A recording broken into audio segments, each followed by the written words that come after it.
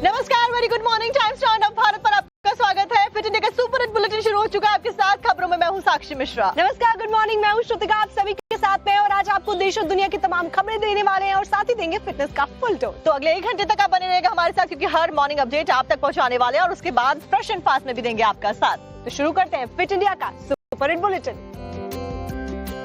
शुरुआत करते हैं बड़ी खबर के साथ में। स्वामी चैतन्यानंद को आगरा से गिरफ्तार कर लिया गया है और दिल्ली पुलिस ने की एक गिरफ्तारी। तो लड़कियों के यौन उत्पीड़न में मामले में लगातार ये व्यक्ति फरार चल रहा था। गंभीर आरोप इसके ऊपर लगे थे और इसके साथ साथ में पुलिस लगातार छापेमारी को अंजाम दे रही थी। फिलहाल इसकी गिरफ्तारी को अंजाम दिया गया है। आपको बता दें, आगरा पहुंची थी दिल्ली पुलिस और दिल्ली पुलिस से आगरा जब पहुंचती है तो वहां पर धरपकड़ होती है और उसके बाद में स्वामी चैतन्यानंद को गिरफ्तार कर लिया जाता है। तो चैतन्यानंद की गिरफ्तारी यूपी से ही होती है। हालांकि अलग अलग जो राज्य हैं वहां पर भी चैतन्यानंद को ढूंढने के लिए जो पुलिस है वो छापेमारी कर रही थी, लेकिन फिलहाल लड़कियों के यौन उत्पीड़न के पूरे मामले में इसकी गिरफ्तारी हो चुकी है। इन्वेस्टिगेट किया जाएगा।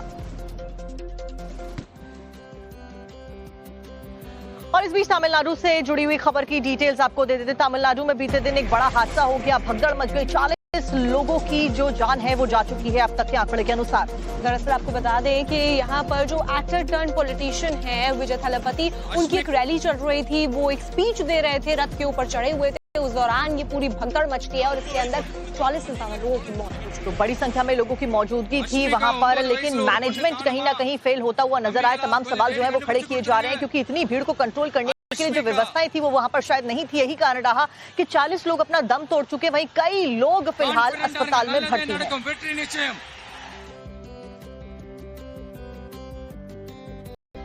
बॉक्सिंग चैंपियन मैरी कॉम के घर पर चोरी हुई है। फरीदाबाद में जो उनका सेक्टर 46 वाला घर है वहां पर चोरी की वारदात सामने आई है। 24 सितंबर की देर रात की ये वारदात बताई जा रही है। सीसीटीवी फुटेज सामने आया जिसमें 6 चोर चोरी को अंजाम देते हुए भी नजर आ रहा है। फिलहाल पूरा मामला पुलिस के संज्ञान में, पुलिस इन्वेस्टिगेट करती हुई नजर आ रही है। तो आपको बता दें कि क्या क्या चोरी हुआ है वो अभी तक नहीं सामने आ पाया है, क्योंकि मैरी कॉम मेघालय में थी जिस वक्त की चोरी हुई और ऐसे में उसके बाद उनके पड़ोसियों की तरफ से उन्हें जानकारी दी गई और उसके बाद पुलिस को सूचित किया गया। आपको एक सीसीटीवी फुटेज दिखाते हैं जिसमें 6 लोग चोरी करते हुए भागते हुए नजर आ रहे हैं, जिसमें एक के हाथ में टेलीविजन भी दिखाई दे रहा है।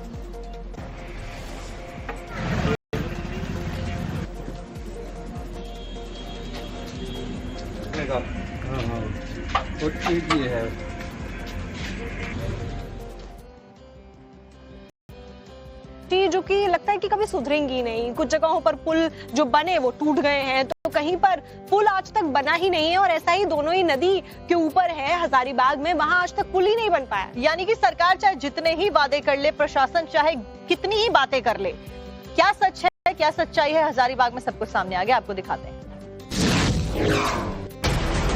उफनती नदी और उसके बीचों बीच दर्जनों लोग।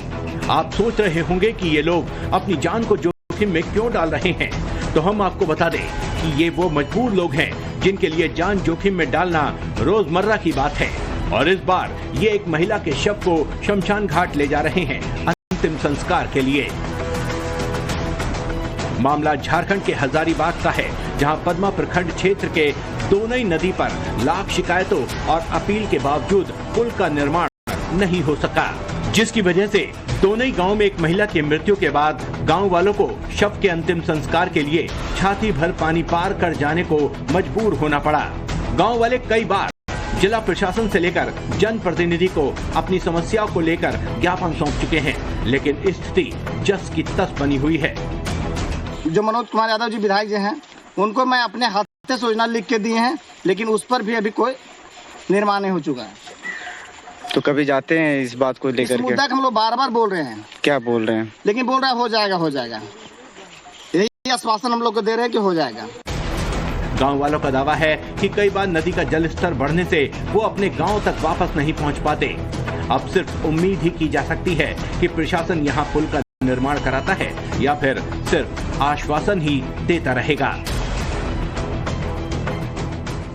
अब हम आपको वो खबर दिखाने वाले हैं जिसको पढ़ने के बाद में एक्टर विजय थालापति की जो रैली थी उसमें भगदड़ मच जाती है। फिलहाल जो मरने वालों का आंकड़ा है वो 40 पहुंच गया है। तो आपको बता दें, दरअसल एक्टर से पॉलिटिशियन बने विजय थालापति उस वक्त स्टेज के ऊपर थे, रथ के ऊपर थे और स्पीच दे रहे थे जिस वक्त ये भगदड़ मचती है और उसके अंदर 40 लोग करीब अपनी जान गंवा चुके हैं और कई के घायल होने की भी जानकारियां सामने आ रही हैं। बताया जा रहा है कि 51 लोग अस्पताल में भर्ती कराए गए। दरअसल एक्टर टर्न पॉलिटिशियन बने विजय थलपति का करूर में रैली चल रहा था। उस दौरान रथ पर चढ़कर वो स्पीच दे रहे थे।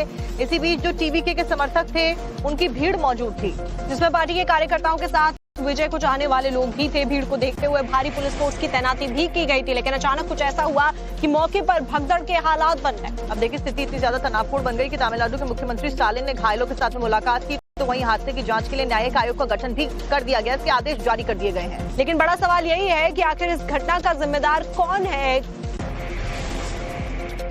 एक रिपोर्ट आपको दिखाते हैं।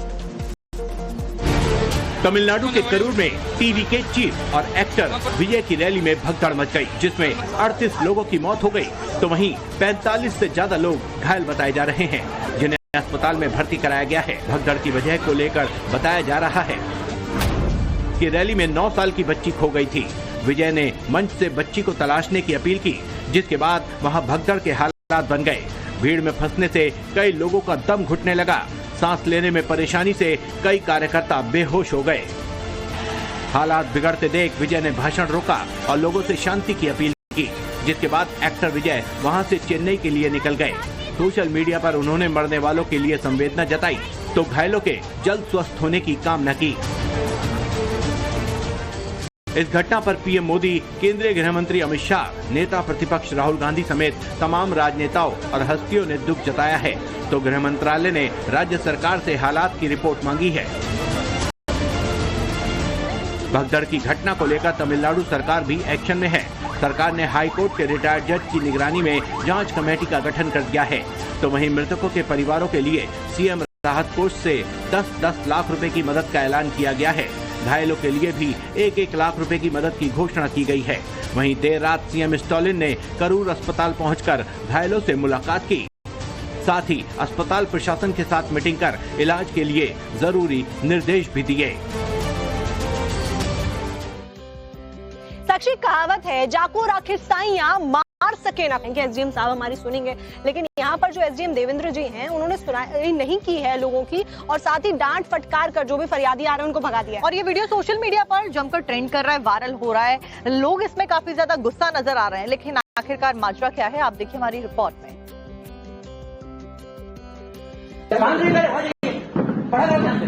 बताया गया आपको जवाब कुछ नहीं है। चुनाव में ये एसडीएम साहब हैं, इनके पास एक फरियादी अपनी समस्या लेकर पहुंचा था, लेकिन उसे मदद देने के बजाय देखिए वो क्या कर रहे हैं। सब कुछ दिया मैंने, एक साल में 3 रोटी दिया है। वीडियो में साफ दिख रहा है कि एसडीएम साहब फरियादी की बात सुनने के बजाय उसे फटकार लगा रहे हैं। ये नजारा है सीतापुर की महोली तहसील का। बताया जा रहा है कि उनके पास एक गरीब फरियादी मदद मांगने आया था, लेकिन एसडीएम साहब को ये अच्छा नहीं लगा। वीडियो में साफ दिख रहा है कि फरियादी कुछ कहने की कोशिश करता है, लेकिन एसडीएम साहब गुस्से में उसे डांटते हैं और दफ्तर से बाहर जाने को कहते हैं। जैसे ही वीडियो ट्रेंड होने लगा, लोगों में नाराजगी फैल गई। लोग कह रहे हैं कि जब बड़े अफसर ही सुनवाई नहीं करेंगे तो फिर आम आदमी कहां जाएगा। साक्षी, आप मेरी तरफ मत देखिए। साक्षी अभी रुकी इसलिए क्योंकि यहाँ पर बहुत सारी तुलसी है, और क्योंकि सुबह का वक्त है तो ऐसे में साक्षी का बहुत मन कर रहा है कि यहाँ से तुलसी ले जाई जाए और उसके बाद गर्मा गर्म चाय बनाई क्योंकि वो गले के लिए भी अच्छी होती है, और जो फ्रेग्रेंस आप जब यहाँ से गुजरते हैं आती है तो वो आपको बहुत ज्यादा अट्रैक्ट कर रही होती है। बिल्कुल, और ये जो आयुर्वेदिक औषधियाँ होती हैं जो बिल्कुल प्राकृतिक हैं, ये हमारे शरीर के लिए एक तरीके से वरदान है, और आपको भी इसका उपयोग करना चाहिए। आगे बढ़ते हुए आपको धनबाद से खबर बता देते हैं। धनबाद में दुर्गा पूजा का अवसर चल रहा है, मौका है, और इस बीच पुलिस हाईली एक्टिव नजर आ रही है। और ऐसे में धनबाद डीसी और एसएसपी ने सैकड़ों पुलिस कर्मियों के साथ में शांति का संदेश देने के लिए मार्च निकाला। आप देखिए। दुर्गा पूजा के मौके पर कानून व्यवस्था को बनाए रखने के लिए धनबाद में पुलिस प्रशासन पूरी तरह अलर्ट मोड पर है। इसी कड़ी में शनिवार को धनबाद डीसी आदित्य रंजन और एसएसपी प्रभात कुमार के नेतृत्व में पुलिस प्रशासन के अधिकारियों ने बाइक से जिले का फ्लैग मार्च निकाला। सैकड़ों की संख्या में पुलिस और जिला प्रशासन के अधिकारियों ने बाइक पर सवार होकर रैली के रूप में पूरे जिले का राउंड किया, ताकि लोगों में सुरक्षा का संदेश जाए और असामाजिक तत्व कोई भी अप्रिय हरकत करने से डरे। इस दौरान विभिन्न पूजा पंडालों और मेले का निरीक्षण किया गया। अधिकारियों ने मार्च के दौरान सुरक्षा व्यवस्था का जायजा लेते हुए सभी पूजा समितियों को सुरक्षा मानकों के सख्ती से पालन करने के निर्देश दिए। यूपी में ताबड़तोड़ एनकाउंटर और मुख्तार के गुर्गों पर एक्शन। 2 मिनट के अंदर उत्तर प्रदेश में क्राइम नहीं जाने वाला है और साथ ही ये भी कहा कि ऐसा सबक सिखाया जाएगा कि आने वाली पीढ़ियां इसे याद रखेंगी। यानी कि मुख्यमंत्री योगी आदित्यनाथ ने ये क्लियर कट कह दिया है कि कोई भी अगर अराजकता को फैलाता है तो उसके खिलाफ में कड़ा एक्शन लिया जाएगा। और क्या कुछ उनके द्वारा कहा गया, आपको एक बार सुनवाते हैं। इस्लाम का न्यायी कहता है कि हम बुत परस्ती का विरोध करते हैं, उससे वे नफरत करते हैं, और दूसरी तरफ आई लव मोहम्मद कह करके अव्यवस्था और आगजनी तोड़फोड़ का सहारा ले रहे हैं। उन्हें मालूम है ये शारदीय नवरात्रि है, विजयादशमी का पर्व है, और शारदीय नवरात्रि को अगर अव्यवस्था पैदा करोगे, चंड मुंड बनकर के कार्य करोगे तो मां भगवती कभी बर्दाश्त नहीं करने वाली है। आपका उपासना आपका विषय, अंतःकरण का विषय होना चाहिए, चौराहे पर प्रदर्शन करने का विषय नहीं होना चाहिए। बहनों और भाइयों, अराजकता स्वीकार्य नहीं, कतई स्वीकार्य नहीं।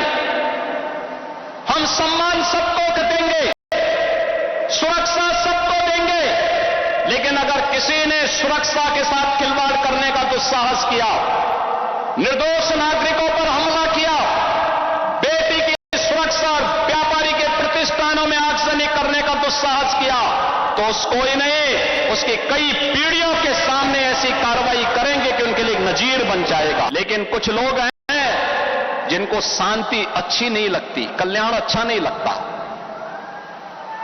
कल्याण अच्छा नहीं लगता। जब भी कोई हिंदू पर्व और त्योहार आता है उनको गर्मी आने लगती है, और उनकी गर्मी को शांत करने के लिए हमें डेंटिंग पेंटिंग का सहारा लेना पड़ता है।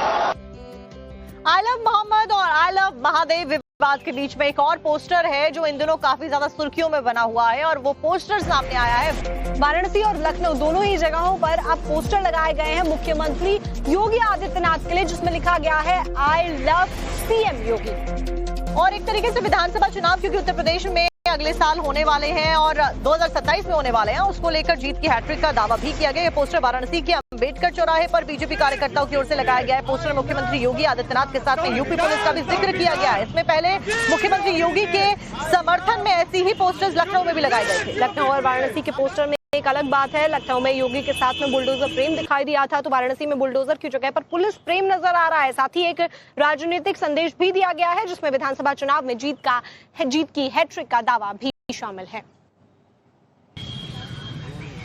हर गुजरते पल के साथ उत्तर प्रदेश के अंदर पोस्टर वार और गहराता जा रहा है। लखनऊ के बाद अब वाराणसी की सड़कों पर भी योगी आदित्यनाथ और यूपी पुलिस के समर्थन में पोस्टर लगे हैं।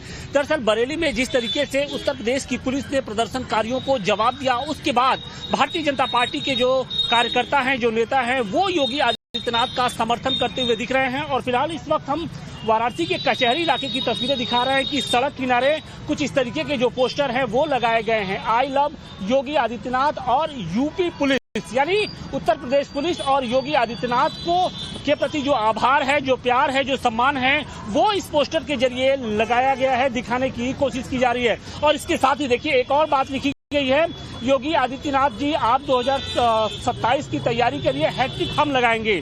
यानी कहीं ना कहीं एक जो राजनीतिक संदेश है वो भी देने की कोशिश की जा रही है। यानी इस पोस्टर के जरिए न सिर्फ बरेली की घटना यानी आई लव मोहम्मद को लेकर जिस तरीके से एक पोस्टर वॉर छिड़ा है उसको लेकर जवाब दिया जा रहा है, बल्कि एक सियासी संदेश भी देने की कोशिश की जा रही है। वाराणसी से मनीष दुबे के साथ Ashutosh Singh, times now Bharat. PoK में एक बार फिर से मुनीर और शहबाज शरीफ के खिलाफ में अब बगावत के सुर और ज्यादा तेज होने लगे हैं।